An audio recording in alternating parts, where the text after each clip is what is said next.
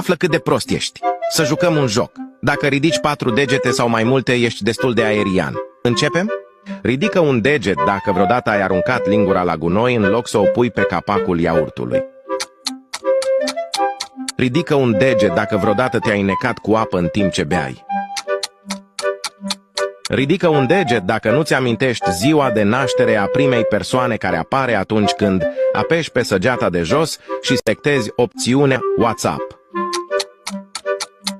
Ridică un deget dacă vreodată ți-ai lăsat telefonul să-ți cadă pe față când erai culcat.